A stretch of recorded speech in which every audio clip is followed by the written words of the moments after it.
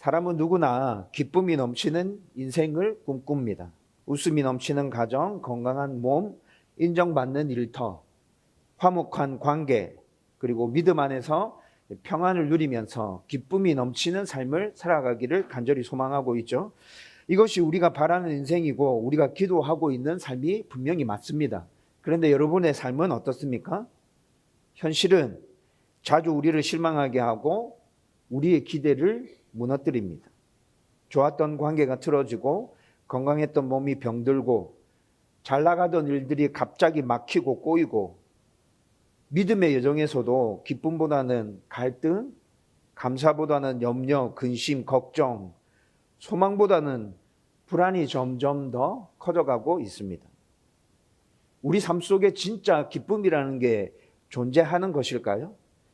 나의 삶에 참된 기쁨 언제 느껴보셨습니까? 믿음 생활 열심히 하고 있는데 왜 우리 가운데 기쁨이 없을까요? 왜 불안할까요?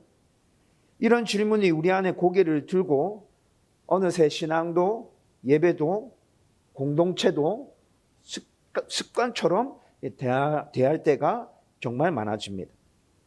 사실 교회 안에서 살아가고 있다 말해도 과언이 아닌 목사인 저도 또 신앙생활을 오래 했던 성도인 여러분도 이런 내면의 상태를 감추고 안 그런 척 하면서 살아갈 때가 얼마나 많습니까? 겉으로는 인사하고 웃고 봉사하고 있지만 속은 포도주가 떨어진 잔치집처럼 기쁨도 열정도 감격도 사라지고 그냥 의무감에 사로잡혀서 그냥 그렇게 일하고 있는 우리들.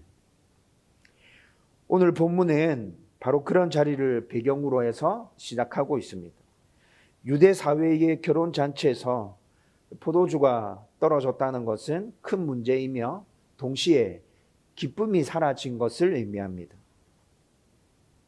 그런데 그 자리에 예수님이 계셨습니다.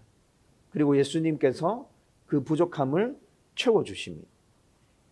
그리고 난 뒤에 요한은 이 사건을 기적이라 말하지 않고 분명히 오늘 본문에서 표적이라 말하고 있습니다. 여러분, 물이 포도주로 바뀐 건 초자연적인 현상, 기적이잖아요. 그렇죠? 근데 요한은 기적이라 말하지 않고 이를 표적이라 말하고 있습니다. 다시 말씀드리면 이 이야기는 단순한 물리적 기적이 아니라 초자연적인 현상이 아니라 예수님이 누구신지를 보여주는 강력한 계시라는 것이죠. 이 사건 안에 메시지가 담겨져 있다는 것입니다. 오늘 여러분 삶 가운데 기쁨이 바닥나 있습니까? 믿음은 있지만 생기가 사라져 버린 지 오래되었습니까? 그렇다면 오늘 말씀이 그런 여러분들에게도 동일하게 말씀해 주고 있습니다. 예수님은 우리에게 참된 기쁨을 회복시켜 주시는 메시아이십니다. 예수님이 계시면 기쁨이 다시 시작됩니다. 예수님이 일하시면 포도주는 다시 채워집니다. 오늘 이 말씀을 나누면서 우리 기쁨을 회복시키시는 예수님을 다시 만나고 그분이 우리 안에서 하시는 놀라운 변화들을 경험하며 살아갈 수 있기를 주님의 이름으로 축원드립니다. 여러분, 오늘 말씀을 통해서 먼저 제가 여러분들에게 첫 번째로 나누고 싶은 포인트는 예수님은 인간의 부족함을 은혜로 채워서 참된 기쁨이 넘치게 하신다는 것입니다. 오늘 우리가 읽었던 본문 1절에서 5절까지 말씀에서 이를 분명하게 설명해 주고 있습니다. 여러분, 제가 계속 설교해 가면서 포인트가 하나인 원포인트 설교를 해가려고 노력하고 있는데 여러분, 오늘 설교는 포인트가 엄청 많이 쪼개졌어요. 그래서 제가 주보에 설교 요약을 따로 실어드리고 있습니다. 여러분, 설교를 들으면서 주보에 있는 내용을, 요약되어 있는 내용을 읽어보십시오. 그러면 이해하기가 훨씬 더 편할 겁니다. 본문은 갈릴리 가나의 혼인 잔치집의 이야기로 시작하고 있는데 좀 전에 말씀드렸던 것처럼 유대 문화에서 결혼잔치는 엄청 중요한 큰 축제이며 잔치입니다. 이 잔치는 보통 하루에 끝나지 않고 일주일 정도 계속 진행되었고 그리고 이 잔치로 그 가정의 명예와 또 그 가정의 체면을 평가하게 됩니다. 일주일 동안 치르는 그 결혼잔치가 어떠했는지에 따라서 가정의 평판이 그 가정의 사람들이 하는 그 말들이 달라진다는 것이죠. 그런데 거기서 그 잔치에서 포도주가 떨어졌는데 이는 단순한 술이나 음료 부족의 문제가 아니었습니다.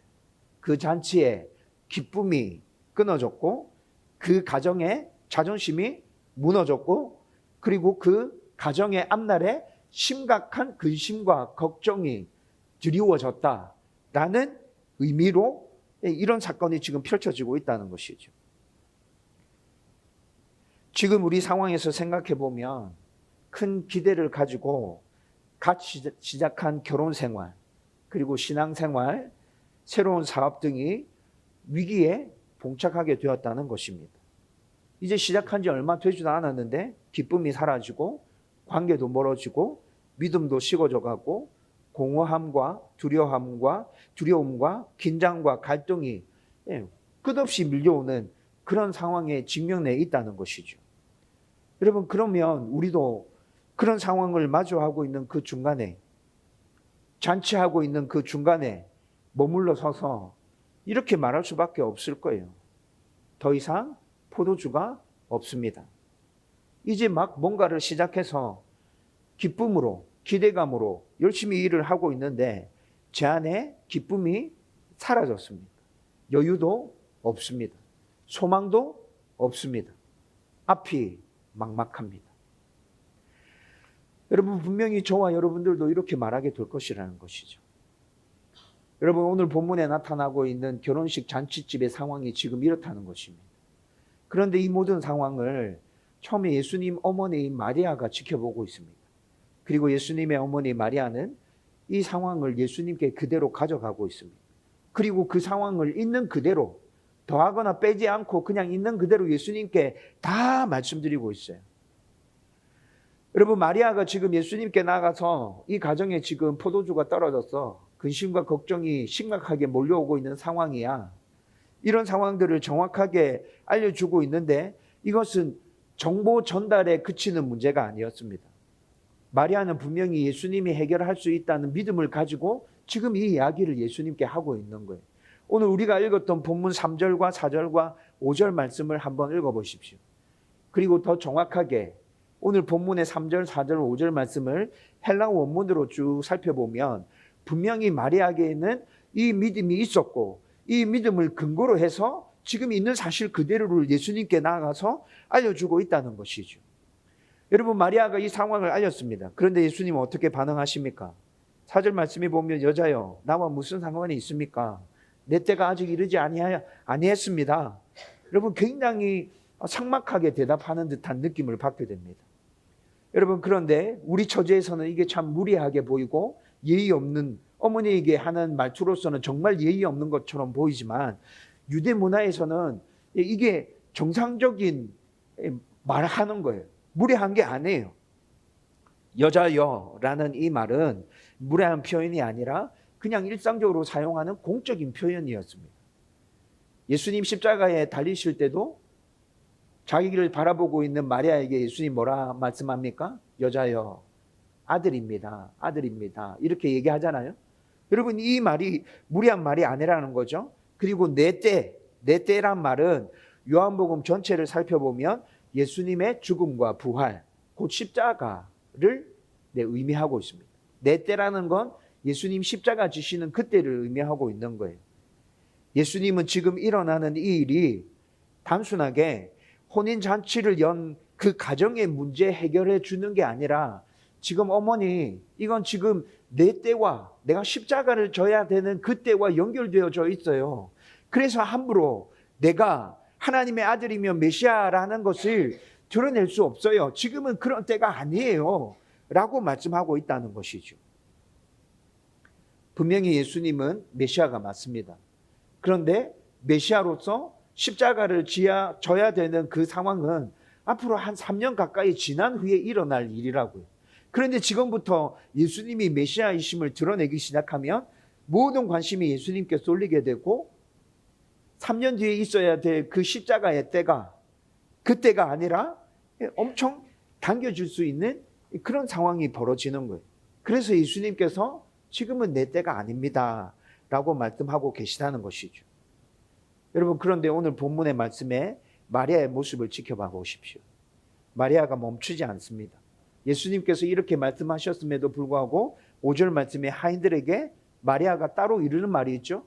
하인들에게 뭐라 얘기합니까? 무엇이든지 그가 너희에게 말하는 대로 하라. 이 말에는 자신은 예수님께서 어떻게 하실지 그 결과를 알 수 없어요. 마리아는 알지 못해요. 그렇지만 마리아가 믿고 있는 게 있어요. 그게 뭐예요? 예수님이 하는 모든 일은 선하고 옳다.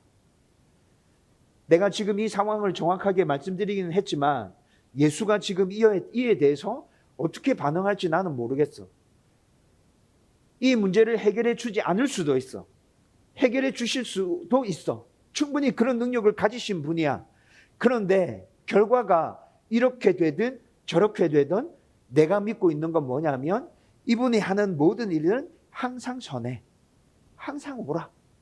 여러분, 지금 마리아는 그런 믿음을 가지고 이 이야기를 하고 있는 것이라는 거죠. 이것뿐만이 아니라 기쁨이 바닥난 삶의 현실을 자기가 직접 통제하려고 들지 않고 그분께 맡기고 순종하려는 의도를 가지고 하인들에게도 똑같이 그런 자세를 취하라고 얘기하고 있는 거예요.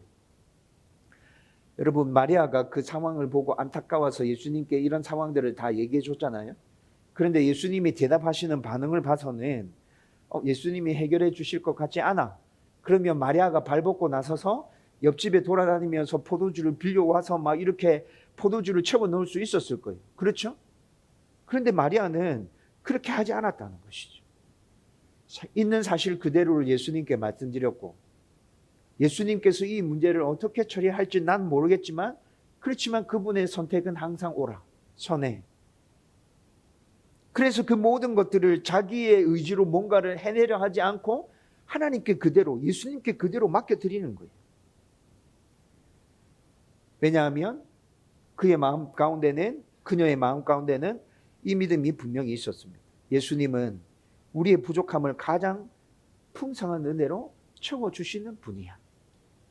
이 가정에 끊어진 기쁨을 단 한순간에 바꿀 수 있는 하나님의 아들이 맞아. 여러분, 마리아에게는 분명히 이 믿음이 있다는 것이죠. 당신의 때가 되지 않았다 하더라도 절대로 우리의 어려움과 문제를 외면하지 않는 분이에요. 당신의 때를 드러내지 않는다 하더라도 또 다른 방법으로라도 이분은 이 문제를 해결할 수 있어. 여러분, 이 믿음을 가지고 마리아가 예수님께 나아갔습니다. 여러분, 예수님은 어머니인 마리아의 그런 믿음을 보시고 자기의 때가 되지 않았지만 예수님은 이 문제를 해결해 주시죠. 그렇죠? 끊어진 기쁨을 다시 회복시켜 주십니다. 그 가정의 문제를 해결해 주시고 그 가정에 다시 기쁨이 넘치도록, 평안이 넘치도록 해결해 주신다고요. 여러분, 이 예수님은 저와 여러분들의 예수님이십니다. 우리에게도 똑같이 이렇게 역사해 주실 거예요. 당신의 때가 되지 않았고 당신의 계획하고 있는 바가 우리가 생각하는 것과 다르다 할지라도 우리가 직면하고 있는 그 어려움들을 예수님께 그대로 말씀드릴 때 예수님은 또 다른 방법으로 우리의 그 어려움들을 해결하시고 우리 가운데 풍성하게 차고 넘치는 기쁨을 분명히 허락해 주신다는 것입니다. 저와 여러분들이 이 예수님을 신뢰하고 따를 수 있기를 주님의 이름으로 축원드립니다. 두 번째로 나누고 싶은 포인트는 예수님은 기쁨의 회복뿐만이 아니라 옛 질서를 새 질서로 바꾸시는 분이십니다. 오늘 저와 여러분들이 읽었던 6절에서 10절 말씀에서 이를 분명하게 보여주고 있습니다. 여러분, 예수님께서 지금 물을 포도주로 바꾸는 기적을 행하셔서 이 가정 가운데 기쁨을 회복시켜 주셨어요. 그렇죠? 근데 기쁨의 회복뿐만 아니라 예수님은 지금 이 표적을 통해서 옛 질서를 새 질서로 바꾸고 계신다는 것이죠. 여러분, 이것이 어떻게 나타나냐면 본문에 나타나고 있는 두 가지 것으로 나타나게 되는데 그 첫 번째는 정결 예식 항아리입니다. 여러분, 정결 예식 항아리는 율법과 형식을 상징하는 것이에요. 6절에 나오죠. 여러분, 이 항아리들은 유대인의 전통적인 정결례를 위해서 각 집마다 배치되어져 있던 항아리입니다. 잔치에 참여하는 사람들이, 손님들이 이 잔치에 들어오기 전에 그 항아리 앞에 서서 먼저 손을 씻습니다. 그리고 자기가 가지고 있는 물건 중에 씻어낼 수 있는 것들을 이 항아리 앞에서 다 씻어냅니다. 외적으로, 의식적으로 정결 행위를 하고 있는 모습인 것이죠. 다시 말씀드리면 유대 종교 전통의 상징이 바로 이 돌 항아리라는 것입니다. 율법적 경건의 대표적인 상징물이 오늘 사건에서는 돌 항아리로 지금 등장하고 있다는 거죠. 그런데 예수님은 이 율법의 항아리에 물을 채우게 하십니다. 여러분, 물을 채우는 하인들이 좀 의아했을 거예요. 지금 잔치가 한참 진행되고 있는데 손님들 다 들어와 있는데 뒤에 또 손님들이 오시나? 그래서 지금 물을 채우라 하는 건가? 도울 손님 없는데? 여러분 의아했을 거예요. 그런데 예수님께서 물을 채우게 하시고 그리고 채워진 물이 뭐로 바뀌죠? 포도주로 바뀝니다. 이는 단순히 물이 포도주가 된 그런 사건이 아닙니다. 예수님이 율법을 완성하고 복음의 새 질서를 여심을 보여주고 있는 사건이라는 것이죠. 사람들은 돌 항아리에 든 물이 정결례를 위해서 사용되는 물로 지금 인식하고 있어요. 그런데 그 물은 정결례를 위해서 사용되는 물이 아니에요. 예수님께서 말씀하시고 난 이후에 그 물은 사람들의 기쁨을 채워주는 물로 바뀌어졌다는 말이에요. 옛 질서가 새 질서로 바뀌어지는 모습이라는 것입니다. 이전의 율법은 이제 예수님 안에서 완성되어져서 우리 가운데 큰 기쁨을 줄 수 있는 의무와 책임감과 짓눌려서 답답한 그런 무엇인가가 아니라 예수님의 은혜로 우리에게 기쁨으로 다가오는 새 질서로 주어졌다는 것이죠. 그렇게 이 돌 항아리는 옛 질서가 새 질서로 변하고 있는 모습을 우리 가운데 보여주고 있습니다. 그리고 이것뿐만이 아니라 또 그 돌 항아리 속에 담겨져 있었던 최상의 포도주는 새 언약의 질과 양의 풍성함을 보여주고 있습니다. 여러분, 옛 질서가 이렇게 새 질서로 바뀌었어요. 그렇죠? 그런데 그렇게 새 질서로 바뀐 예수님께서 우리에게 베풀어 주신 그 은혜와 기쁨은 풍성해요. 그리고 차고 넘쳐요.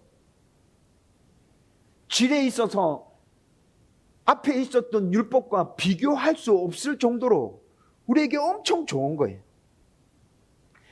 예수님은 하인들에게 항아리에 물을 채우고 난 다음에 연회장에게 떠서 갖다 주라 말씀하십니다.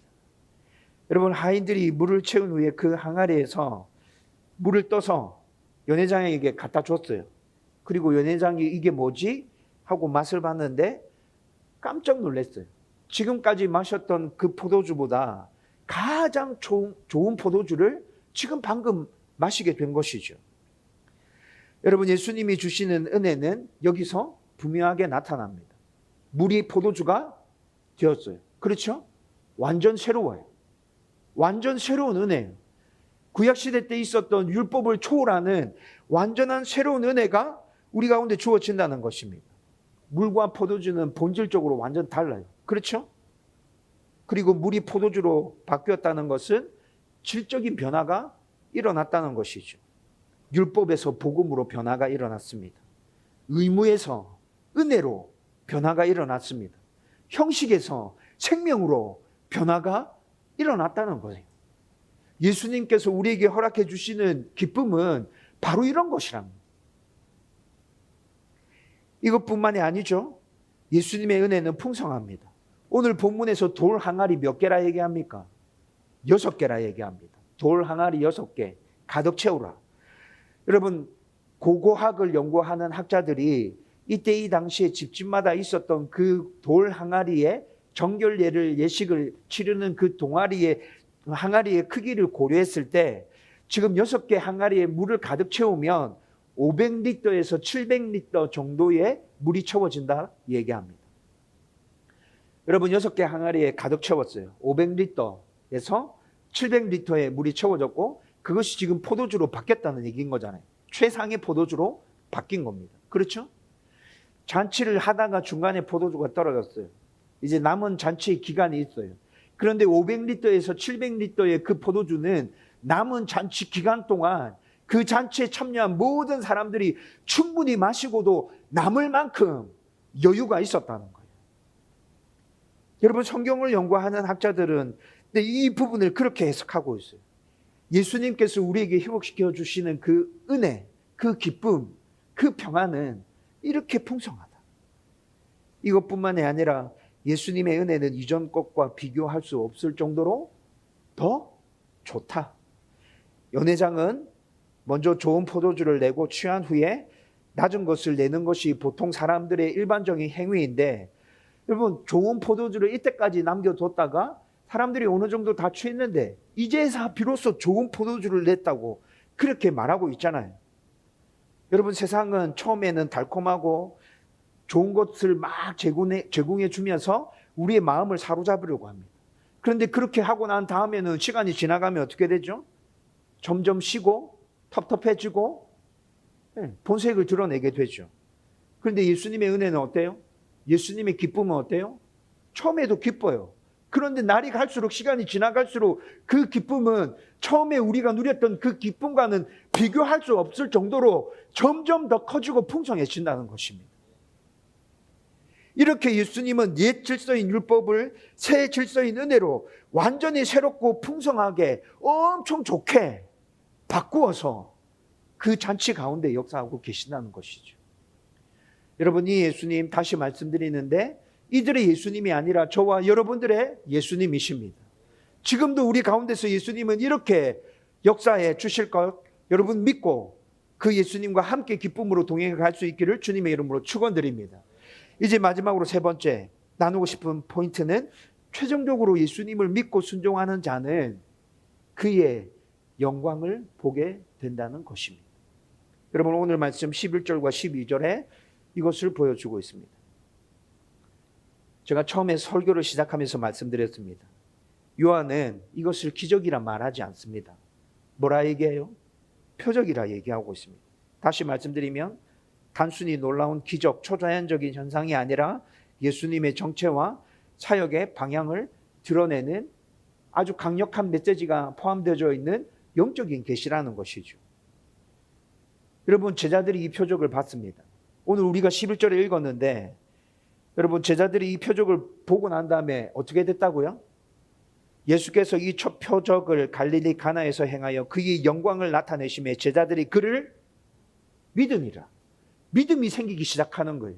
여러분, 여기서 믿으니라 말하고 있는데 이 믿음이 완전하게 완성되었다는 의미가 아닙니다. 여러분, 제자들의 이 믿음이 예수님이 행하신 그 기적을 보고, 예수님이 행하신 그 표적을 보고 믿음이 생기기 시작한 거예요.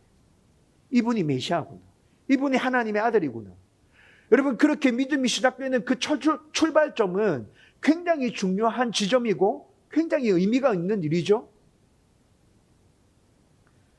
단순히 기적을 일으켜서 이 가정에 일어난 그 문제를 해결해 주시기 위한 것이 아니라 그것보다도 훨씬 더 크고 더 많은 뜻을 가지고 예수님께서 지금 이 표적을 행하고 계신 거란 말이죠. 예수님께서 이 표적을 행하심으로 이 제자들의 믿음이 시작되기 시작합니다. 그리고 오늘 11절에서 예수님께서 이 표적을 통하여 제자들이 무엇을 봤다고요? 예수님의 영광을 보았다고 얘기합니다. 여기서 말하고 있는 이 영광은 단순히 빛나고 위대한 어떤 모습이 아닙니다. 여러분, 사람도 영광스러울 수 있습니다. 사람도 자기의 존재 자체에 있어서 어떤 탁월하고 훌륭한 일을 행함으로 사람들에게 인정받을 때, 와, 저 사람 진짜 대단하다. 야, 다른 사람들이 하지 못하는 일을 저 사람이 저거 어떻게 해냈지? 여러분, 사람들이 이렇게 감탄하면서 그 사람을 인정해 줄 때가 있지 않습니까? 이게 사람이 받는 영광이에요. 그런데 오늘 말씀에서 영광을 얘기하는 것은 그런 차원의 의미가 아니라는 것이죠. 물이 포도주로 변한 이 사건은 예수님이 단순히 랍비나 교사나 선행을 행하는 자로서 일반 사람들이 행할 수 없는 아주 뛰어난 일을 행함으로 말미암아 사람들이, 와, 저 사람 진짜 대단한 사람이구나, 이렇게 영광을 돌리고 있는 것이 아니라 예수님의 제자들이 그의 영광을 보았다 말하는 것은 저분이 하나님의 아들이시구나, 저분이 메시아이구나, 그냥 위대한 랍비가 아니라 저분은 진짜 우리가 그렇게 고대하고 기다리고 있었던 그 메시아가 맞구나 라는 모습을 이 기적을 통해서 제자들이 보았다는 거예요. 그리고 방금 말씀드렸듯이 예수님의 이런 영광을 본 자들은 누구였습니까? 오늘 말씀에서는 제자들이 그 영광을 보았다고 얘기해 주고 있어요. 여러분, 예수님께서 보여주시는 영광을 모든 사람들이 다 볼 수 있는 것은 아닙니다. 여러분, 잔치 자리에 있었던 모든 사람들이 물이 바뀌어서 포도주가 된 그 포도주를 맛보고 아주 놀라워하고, 이 포도주를 왜 이제 내느냐 하면서 그 잔치를 기쁨으로 계속 즐겼을 거예요. 그렇죠? 그 잔치에 참여한 모든 사람들이 예수님께서 베푸신 그 기쁨에 같이 참여해서 누리고 있었다고요. 그런데 그 기쁨을 누리는 것과 예수님이 하나님이심을 보는 그 영광을 깨닫는 건 다른 문제예요.